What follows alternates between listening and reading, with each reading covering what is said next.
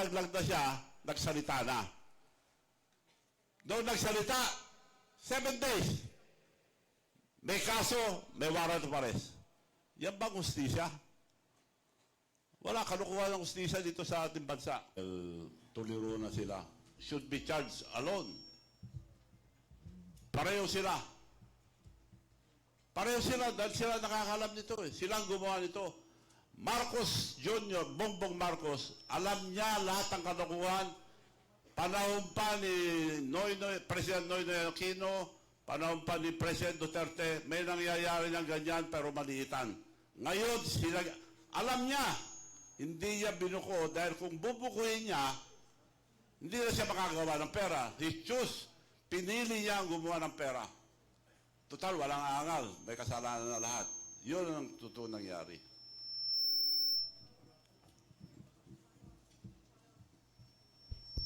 Follow-up question, sir. When do you plan to go to Malacanang to debate with the President? And how do you intend to help Divine Providence along?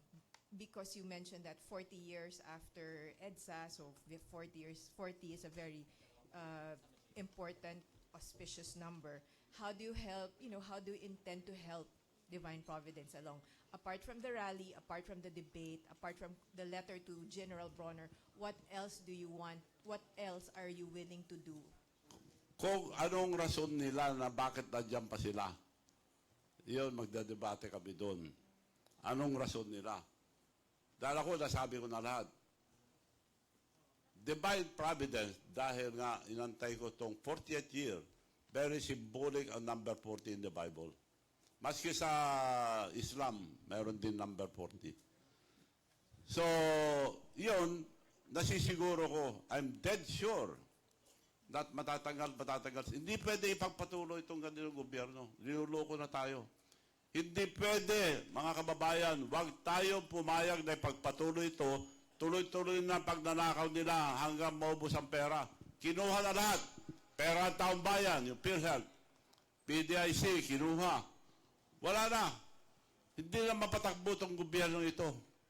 Sinasagad nila. Tapos tatakbo na lang.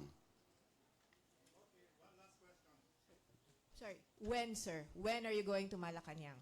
ASAP, sinasabi ko na ngayon, kung bukas ang sinabi nila, pupunta ako sa Malacanang. If they accept my challenge.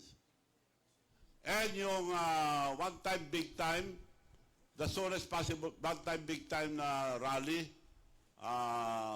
ASAP din. The soonest possible time, but I have to talk to all the religious organization, lahat ng ayaw ng graft and corruption, lahat ng Pilipino, kaliwa o kanan, masisino. Basta sama-sama po tayo lahat para mahinto na itong garapalan na pagnanakaw ng kabanang bayan. Yeah, Christian Vanessa po, Malaya Business Insight. Mr. Chavez, I'm just going to ask about, in 2022, you made a statement in ABS-CBN regarding that all Marcos assets are not ill-gotten wealth. Why now parang different na yung sinasabi niyo po regarding sa Marcos has been being corrupt since his father time. Ano po yung masasabi natin, explanation po natin doon? Gusto niya lampasan tatay niya eh. Nasa Guinness Book of Record ng tatay nila. Opo. So, I think he's destined. That's why I believe in God, I believe in miracle, and I believe destiny. He is destined to the throne of his father in the Guinness Book of Record. Okay. Another question po, regarding po dun sa yung fighting against the government.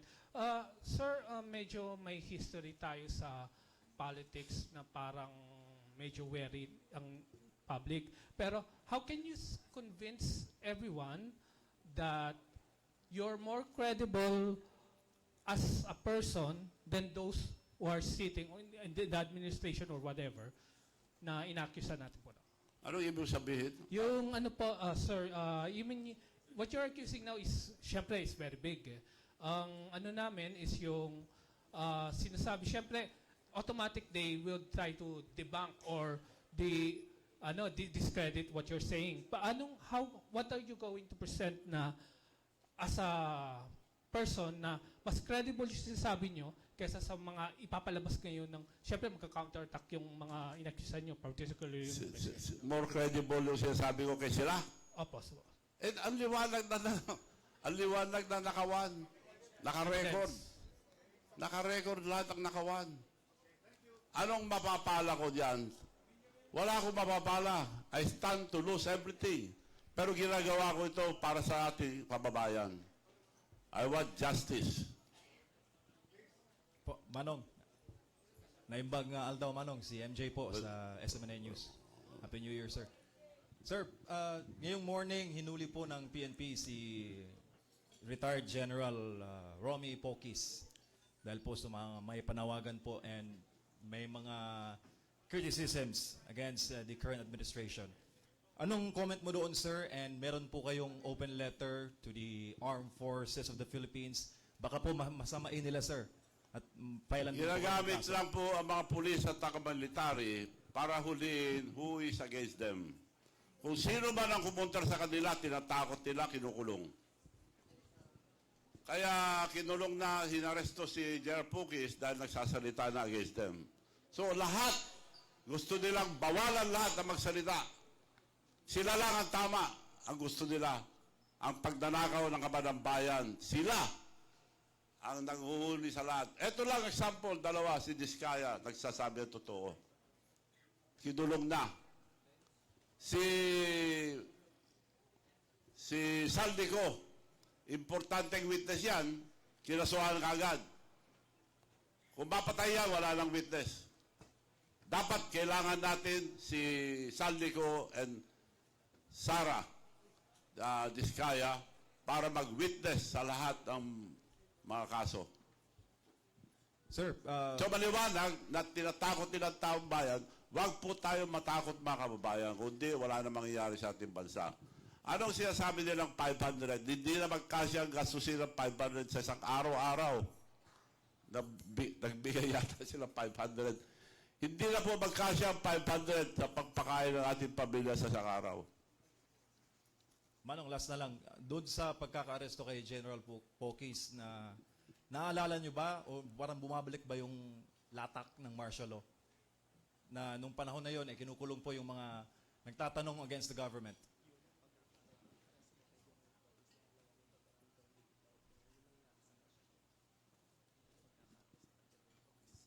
Ganun nga, kinukulong nila lahat, yung mga umangal. Siguro, baka gusto nila mag-declare ng martial law. Kung mag-declare sila ng martial law, hindi napapayag ang taong bayan.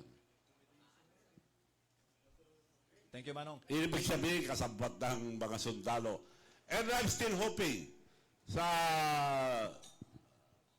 one-time, big-time rally, I'm still hoping mga uniform men sasama yung mga iba. Maski maliliit.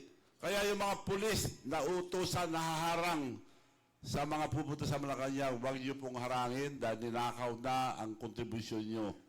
Yung mga PhilHealth, ninakaw na para may nakawin lang.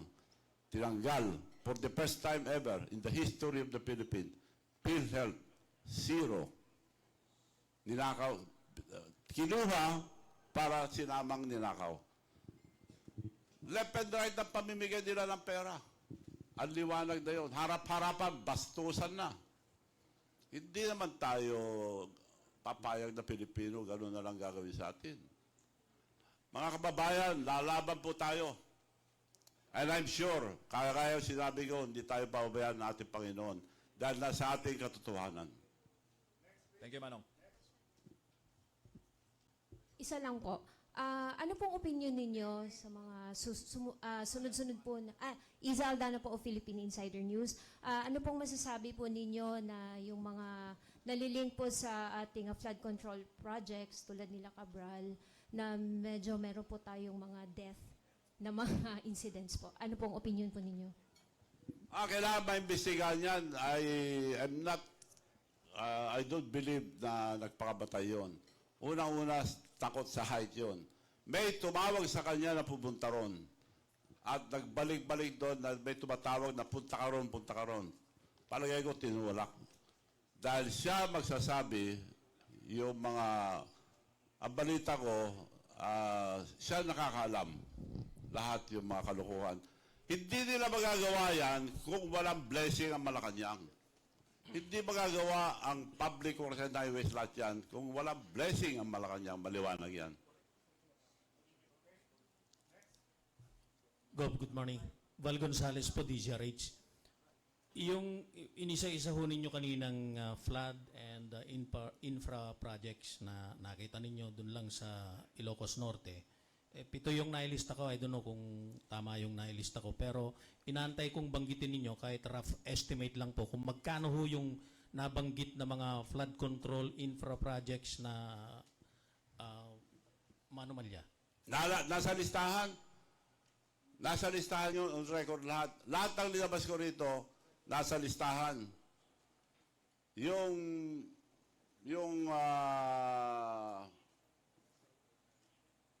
Mga record, nandyan lahat ang mga record. It's all recorded. Hindi ako maglalabas dito na hindi naka-record. Opo, sige. Kunin po namin. Nasa public na yan. Kunin po namin mamaya yung Yes, estimate kung ilang projects at kung magkano yung projects. Then, ang last... At saka, time and date ang pagkatapos. Nandyan lahat. So, yan ang ebidensya na kalukuhan ng mga projects sa Ilocos Norte. The hometown of the president. So, it happened all over the country. Example na lang, sa bayan niya mismo, kaya ginawa na lahat.